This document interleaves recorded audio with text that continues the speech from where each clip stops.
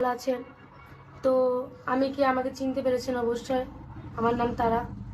তো আমি এখন বর্তমানে আমি এখন শফিকেরই ওয়াইফ আছি। আগেও ছিলাম, এখনো আছি। তো আমিও জেলে গেছিলাম, শফিকও জেলে গেছিল একটা কারণে, কারণ আমাদের বয়স হয়নি তার জন্য। দিয়ে আবার আমি ওকে ছাড়িয়ে নিয়ে আসলাম, আমার মুখের এজাহারে ওকে ছেড়েছিল। তারপর সব ঠিকঠাকই ছিল, যে বয়স হবে তারপরে আমাদের আবার অনুষ্ঠান হবে, বিয়ে হবে, তারপর আমরা যাওয়া আসা করবো।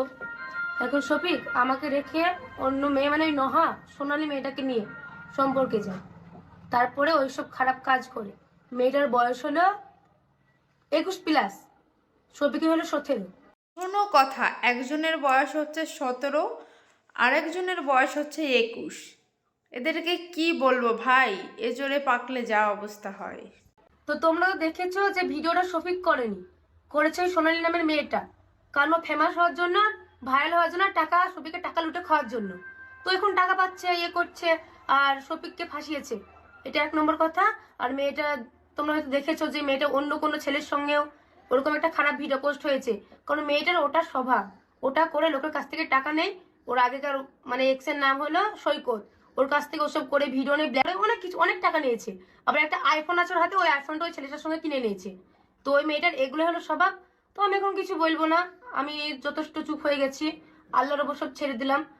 তো সোনালী আর রাজা এরকম ভাবে আমাকে ফোনে, ফোন করে আমাকে এরকম করে ধমকি দেয় যে তোর স্বামীকে আমি জেলে ভরে দেবো যদি আমাদের কথা না শুনিস, যদি শফিককে ফোন করে বন্ধ না করিস।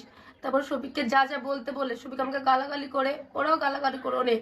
সমস্ত প্রমাণ আমার এই ফোনে আছে, তোমরা যদি জানতে চাও আমাকে কমেন্ট করো, আর আমি এই ফোনের প্রমাণ নিয়ে তোমাদের সামনে আসবো। আমি এখন কি করবো বলো? আমি তো একটা গরিব ঘরের মেয়ে, তার জন্য আমার কোনো এই সমাজে আমার কোনো সম্মান নেই।